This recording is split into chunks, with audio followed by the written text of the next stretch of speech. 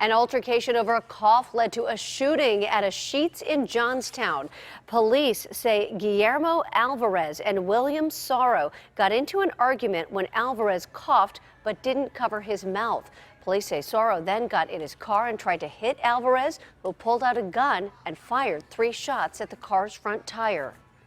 I think the incident, to a certain extent, may be as a result of the frustrations, maybe some anxiety that people in general are feeling right now with the uncertainties of what's going on with COVID-19.